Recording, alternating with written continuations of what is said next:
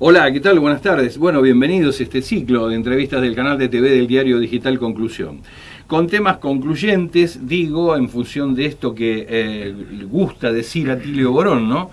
Que hemos llegado a un punto de inflexión, y no solo en lo que puede llegar a ser la historia argentina, sino también, por qué no considerarlo así, para el resto del orbe, en función de todo lo que usted viene leyendo, de lo que viene escuchando, de lo que se les está contando, y a veces, por más difuso que esté, los esfuerzos por querer tapar algunas cosas de algunos medios de comunicación, e incluso hasta de sindicar como responsables a quienes no lo son, por ejemplo los pueblos, de todos los desmadres que están pasando en este momento, en este contexto internacional, está claro de que algo pasa, y que algo de todo eso nos llega y nos impacta fuertemente a los argentinos, como a los iberoamericanos, latinoamericanos, también, porque no, a los centroamericanos, todos los países de Centroamérica y el sur del Río Bravo. Pero quiero detenerme en este detalle, bueno, y darle la bienvenida, como corresponde, a Atilio Borón, quien es sociólogo y además, usted sabe, doctor en Ciencias Políticas de la Universidad de Harvard. ¿Cómo le va, Atilio? Bien, buenas tardes, Aldo. Muchas gracias. Muy amable por la invitación. Por favor, para nosotros es un gusto, un placer y un honor también tenerlo, Atilio, con nosotros. Bueno, se habla de todo lo que pasa en el mundo, algunos nos relatan y nos cuentan qué es lo que nos pasa acá, pero a nosotros nos gustaría que nos cuente usted qué es lo que está viendo que nos está pasando.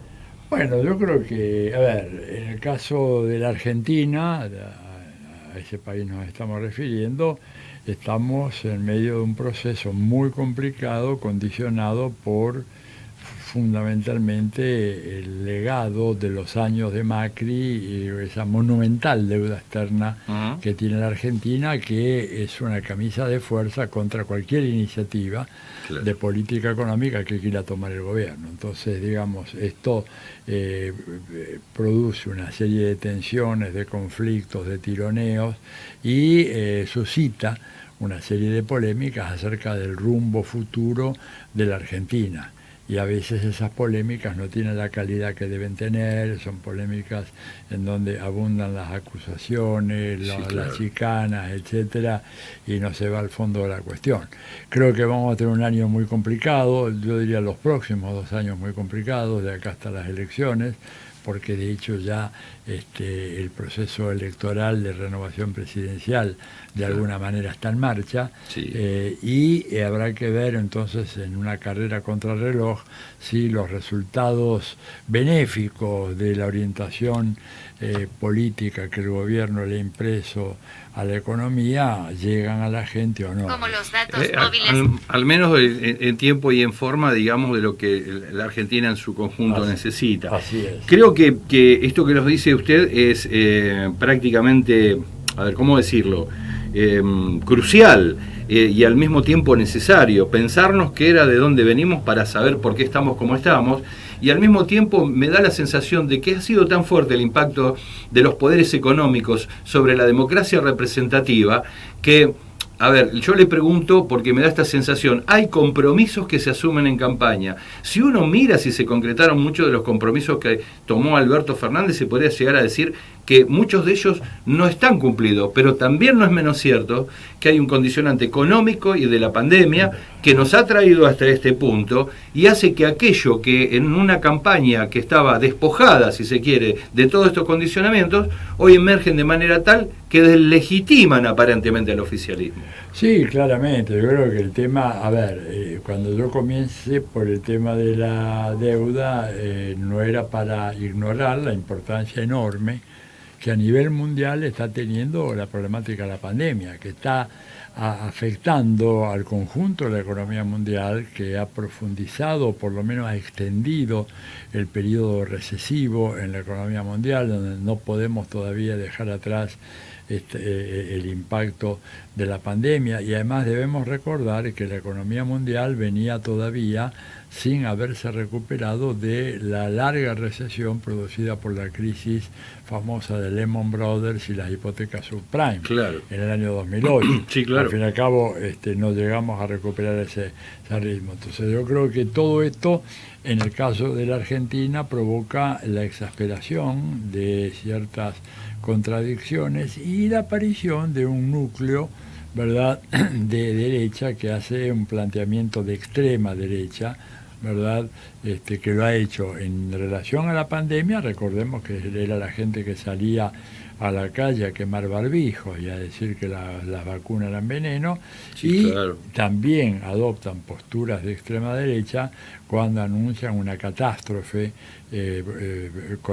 debido al Fondo Monetario Internacional. sí. Interesante es que anuncian una catástrofe a dos puntas: si se firma el acuerdo, una catástrofe; si no se firma, también. Sí, claro. Todo lo cual evidentemente está condicionando al gobierno nacional, o está pretendiendo condicionar de una manera muy fuerte al gobierno nacional, y eso es un asunto que requiere de las máximas autoridades del país actuar con firmeza, ¿no es cierto?, para definir un rumbo y garantizar que, como decía Cristina, los funcionarios funcionen, que ese es el otro problema que a veces hay, ¿no es cierto?, en todos estos juegos políticos. Claro, incluso yo creo que hasta alguna honestidad intelectual que se tiene cuando se asumen criterios o posturas públicas, por caso el de la vicepresidenta, cuando dice, mire, yo estoy viendo estas cosas, le dice al pueblo todo y se lo dice también al presidente, y el presidente también, algunas acepta, otras dice, es como si fuera un debate público al frente de todos. Se toma eso, digamos, como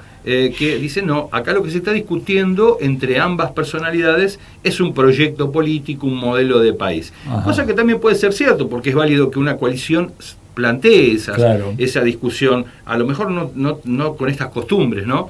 Pero también no es menos cierto de que este debate así clarificado se ha convertido en una suerte de pasto para las fieras, para aquellos que entiendo y creo en realidad lo que intentan hacer es fracasar cualquier postura. Sí, no, absolutamente. Yo por eso he sido muy duro en esa caracterización, planteando en diferentes foros nacionales, algunos internacionales a través de Zoom, etcétera, a propósito del caso argentino, ¿verdad?, que leyendo la historia argentina a la luz de las enseñanzas recientes de América Latina, es evidente que hay una derecha que no está dispuesta a aceptar las reglas del juego democrático y que está apelando a toda una serie de recursos para evitar que el gobierno de Alberto Fernández llegue a su término. Claro. Eso fue anunciado inclusive, ¿verdad?, no es un descubrimiento mío, fue anunciado a principios del año pasado por Patricia Bullrich y por varios personeros muy importantes,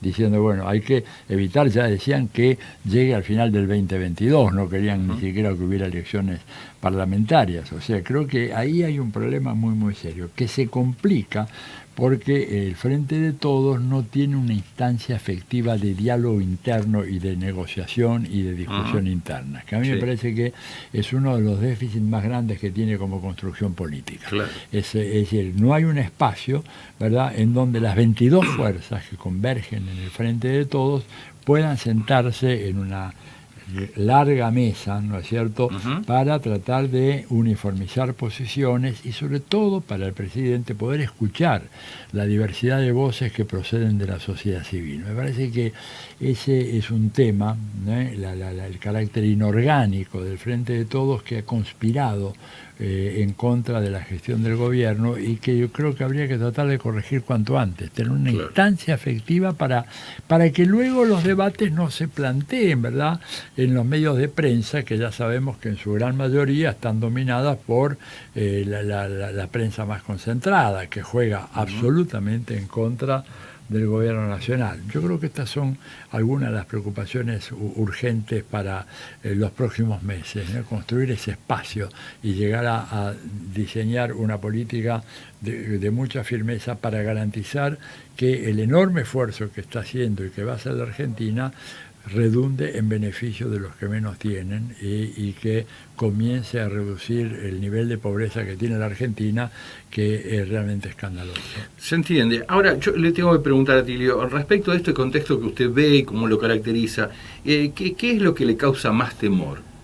Me causa mucho temor, ¿verdad?, que el gobierno se estanque en la inútil búsqueda de un consenso con una oposición que no va a consensuar por más que el gobierno haga concesiones de todo tipo. Es decir, yo creo que el presidente Alberto Fernández es un hombre que tiene una vocación dialoguista que a mi manera de ver, ¿no es cierto?, ha sido llevada prácticamente hasta un extremo. Y creo que él tiene que, en momentos como los actuales, saber de que, bueno, tiene que decidir y que si hay consenso con la oposición, bien, pero que si no hay consenso también. Y yo siempre cito la frase de Barack Obama, que incluso se le hizo llegar al presidente, que nadie puede acusar a Barack Obama de ser populista, chavista, marxista, nada de eso.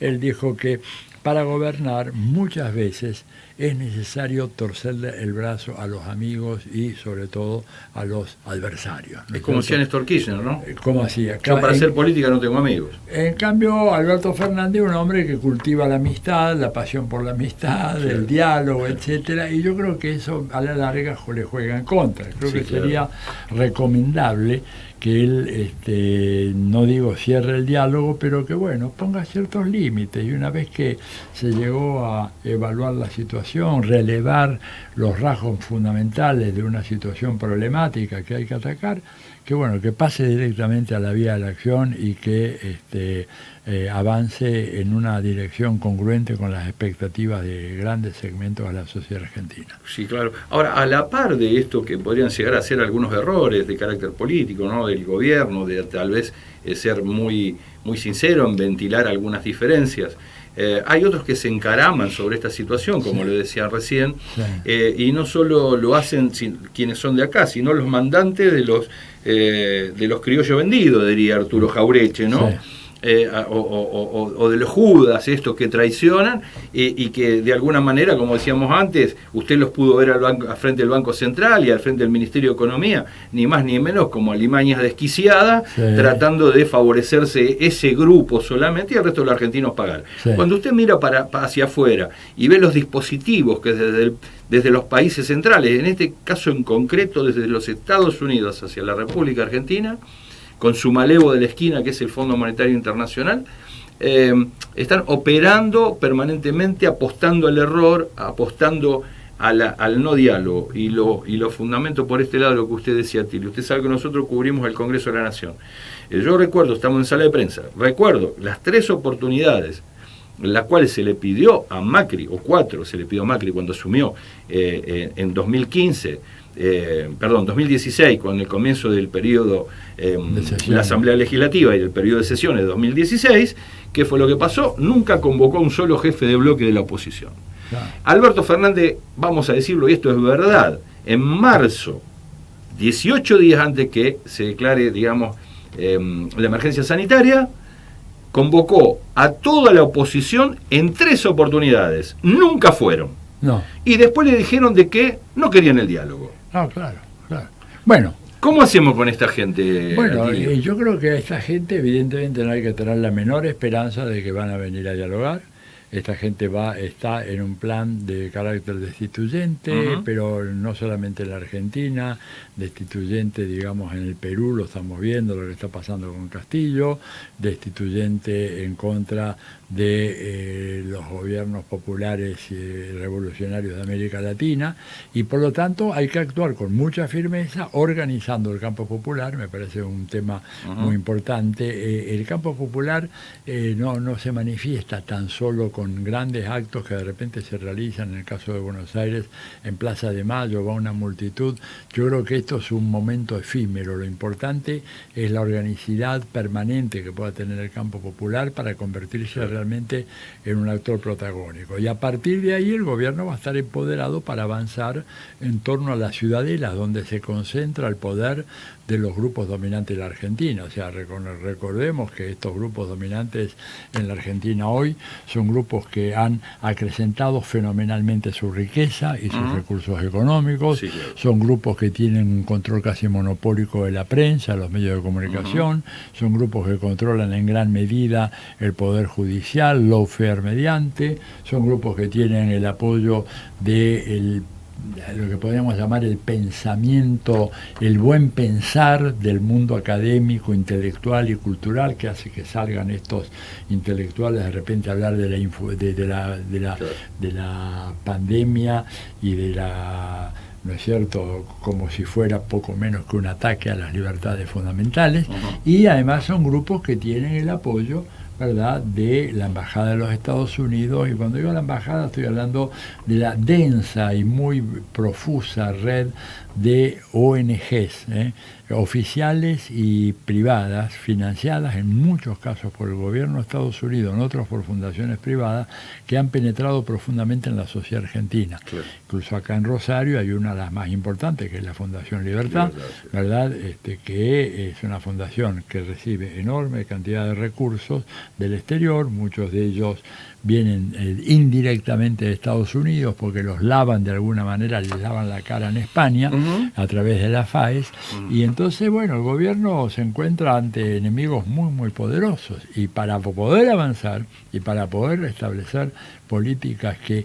saquen a la Argentina de su atraso y que mejoren la condición de las mayorías, y se requiere apoyarse en ese campo popular, que no puede ser tan solo el de una manifestación aislada que van y llegan y hacen una protesta, sino que tiene que ser algo que le dé una permanencia en la escena política, un volumen, ¿no es cierto?, que caso contrario, bueno, el gobierno no va a tener recursos para enfrentar a rivales tan poderosos. Es un buen llamamiento y digamos, lo rescato, muchos lo pensamos, decimos, bueno, pero ¿qué es lo que está pasando? Si hay una reafirmación de la historia argentina, siempre fue con el pueblo. Fue desde las lanzas, la organización nacional, fue con la libreta de enrolamiento, con el peludo Irigoyen, de la participación ciudadana, está bien. Después se perfeccionó y vino la libreta sindical y que vinieron los derechos sociales. Esta es la síntesis, siempre con el pueblo.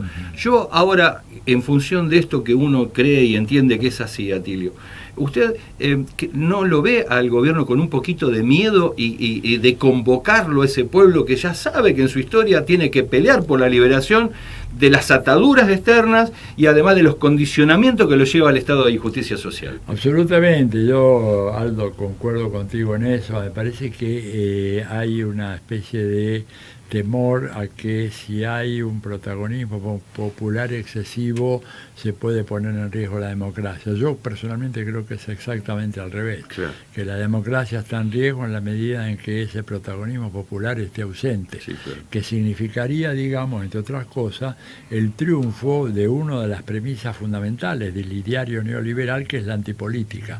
Convencer a la gente de que la política es mala, la política es corrupción, de que la política es para los vagos que se dedican a especular con las esperanzas de los pueblos. Entonces me parece a mí que ese temor al protagonismo popular es bastante insalubre.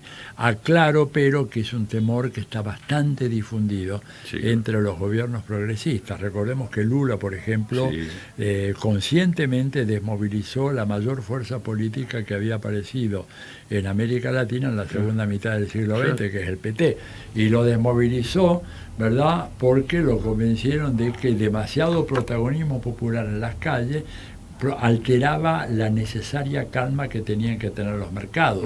Cuando cualquier estudioso del tema sabe muy bien que si hay una institución que no es calma, sino que es una manojo de nervios, y por eso el alto nivel de consumo de estupefacientes y cocaína, por ejemplo, en Wall Street, son los mercados, que se caracterizan no por su calma, sino por su permanente nerviosismo, iracundia por momentos, y entonces digo, bueno, Lula hizo caso de eso y la dejó prácticamente sola a Dilma Rousseff. Entonces me parece que este temor al pueblo en las calles, una especie de agorafobia, ¿no es cierto?, es muy peligroso. Yo creo que el gobierno argentino debería, en la medida en que hay algunos que tienen esa línea, que traten de, evidentemente, dejarla a un lado y avanzar, por el contrario, en el camino de fortalecer esa presencia. Aprovechando esto que usted dice, y claro, vaya si es cierto eso que nos enumera, porque es un hecho reciente. Cuando nosotros miramos la historia, usted lo sabe, Atilio, de más está decirlo, yo voy a abundar en un detalle, que cualquiera recuerde qué fue lo que le dijo Farrell a Perón cuando estaba en el balcón el 17 de octubre. Sacame a toda esta gente de acá. Claro. Farrell no quería saber nada con esa gente. Con el pueblo en la calle. Es decir, más contundente que eso, y siempre fue así. Aprovechando, digo que el presidente es el de la nación, es el presidente del Partido Justicialista. un llamamiento desde la historia al día de la fecha, en su doble condición, y ateniéndonos también a una tradición a la cual el pueblo no renuncia. Los que sí parece que se renuncia son sus dirigentes. Sí. Bueno, claro, los dirigentes que también hay que reconocer que algunos de ellos han incurrido en ese fenómeno, ¿no? Del temor a las masas. Y yo creo que esto realmente para mí es un obstáculo muy, muy serio, porque el gobierno nacional, tomemos el caso argentino, porque de él estamos hablando, ha tenido enormes dificultades para poner en caja la expansión desorbitada de la acumulación de la riqueza y su concentración en muy pocas manos, ¿verdad? Tiene grandes problemas con el Congreso, tiene problemas casi intratables e inmanejables con el Poder Judicial. Prácticamente no tenemos ya la ley de medios y tenemos una concentración cuasi monopólica absoluta en prensa, radio, televisión, etcétera. Bueno, entonces, evidentemente, ¿cuáles son las armas que tiene hoy el gobierno para producir los cambios que el país necesita? Y no las tiene. ¿Cómo las puede conseguir? Bueno, si tiene, se apoya en la organización y en la concientización. O sea, porque la organización no puede estar separada de un problema de librar la batalla cultural. Eso es un dato absolutamente decisivo, porque no es tan solo cuestión de buscar estructuras organizativas, que las puede haber, pero si en esas estructuras no hay una conciencia clara de cuál es el objetivo por el cual hay que luchar, etcétera, me parece que eso no puede ir muy lejos. Así que la tarea que tiene el gobierno, por eso digo, en estos próximos 2 años, es una tarea inmensa, y el sindicalismo, aquel que responde a la mejor tradición, ¿no es cierto?, sindical argentina, tiene que ponerse a la cabeza de este proceso. Los CGT, los argentinos. Huerta Grande, la falda. Y en esto le quería preguntar también, Atilio, porque digo, para algunos, no vamos a decir amanuenses, algunos asesores que tiene el presidente por ahí, donde ellos fácilmente han caracterizado, o sea, en la cátedra universitaria, que los procesos de dominación en la historia de los imperialismos ha sido el ejército, o lo militar, lo económico la otra etapa, lo financiero la otra etapa, y como dice Atilio Borón, la dependencia cultural. Esta dependencia cultural que a uno le hace ver la realidad a través de otros cristales. Cuando a uno le pasa eso, y en esta convocatoria, ¿usted no cree que por ahí amerita de que esta fuerza política tan amplia, tan rica, ¿no?, tan plural, tendría que dar un paso adelante y empezar con esta tarea de concientización respecto de dónde estamos parados realmente? Porque en uno no se puede organizar si no tiene un objetivo. Además, hay un principio básico que usted alguna vez oportunidad lo escuché: quien adoctrina organiza y quien organiza conduce, ¿viste? Y si vos no explicás políticamente dónde estás y hacia dónde querés ir, no vas a conducir nada, por más medio que tenga, por más internet que se tenga. Nos enseña la historia de los Estados Unidos, de la Unión Soviética, de Cuba y de Argentina, que hay que organizarse. La unidad básica se llamó de distinta forma en todos los países, digamos. Sí, claro, por supuesto, y en diferentes épocas históricas. Esto, a mi manera de ver, es un dato absolutamente fundamental. Claro. El tema cultural, vuelvo a insistir, es un tema de una importancia enorme, porque es lo que nos va a permitir fijar el rumbo, el objetivo, tratar de planificar de qué manera se puede ir marchando y ver de qué forma nos acercamos a una gran batalla, que es la batalla que se va a librar el octubre del año que viene con la elección presidencial, en donde es fundamental estar muy, muy conscientes que si por desgracia llegara a producirse un retorno de la derecha al gobierno, esto abriría un ciclo que se extendería mucho más allá de 4 años. O sea, hay gente que minimiza la importancia que podría tener una derrota, diciendo, bueno, damos un tiempo y nos recomponemos. Yo creo que esa derecha, si vuelve a ocupar la Casa Rosada, va a venir con un proyecto, y no solamente un proyecto, sino una acumulación de fuerzas nacionales e internacionales, sobre todo Estados Unidos, tan fuerte que probablemente el retorno de gobiernos populares a la Argentina podría extenderse a lo largo de un tiempo bastante largo, con las consecuencias lesivas tremendas que eso tendría sobre la felicidad y la prosperidad de los argentinos y las argentinas. Bien. Y una reflexión de 30 segundos, ¿qué le gustaría, que no le hemos preguntado a lo mejor a ti, qué le gustaría reflexionar? Bueno, yo creo que lo que me gustaría mucho reflexionar es un tema que planteó en su momento Deng Xiaoping cuando se convirtió en el premier de China, y era cómo hacer para que lo que es un aparato estatal muy desvencijado, que ha sido muy castigado, que ha sido muy golpeado por los gobiernos de la derecha, no solamente el macrismo, sino otros gobiernos derechosos anteriores, pudiera llegar a transformarse en un instrumento útil para un proyecto de emancipación nacional. Y esto requiere formación en gran escala de los cuadros dirigentes del Estado, profesionalismo, y una jerarquización, remuneraciones, que es algo que en la Argentina está en mora en mucho tiempo y que se nota de manera muy clara en un sector de la vida pública estatal en la cual yo estoy involucrado, que es el sector universitario. Claro. Es decir, si uno se trata de explicar por qué China hoy es lo que es, uno de los factores fundamentales, anunciado también por Deng Xiaoping en su famoso discurso del año 78, es porque China hace 50 años que viene haciendo una inversión extraordinaria en ciencia, tecnología y educación superior. Y esto es lo que me parece a mí en la Argentina está en una grave demora. Perfecto. Bueno, vaya si ha sido claro, y es una situación por demás de preocupante para que lo escuche quien está gobernando, quien pueda llegar a gobernar, pero también no dejemos solo en manos de ellos. Vale mucho el esfuerzo individual y personal, que a partir de una convicción uno le ponga la voluntad necesaria para hacer lo que tiene que hacer, imbuido de esto mismo que acaba de decirnos Atilio. ¿Por qué lo digo? Porque también no nos podemos sentar y cruzarnos de brazos. Me remite lo que termina de decir Atilio Borón a esta figura.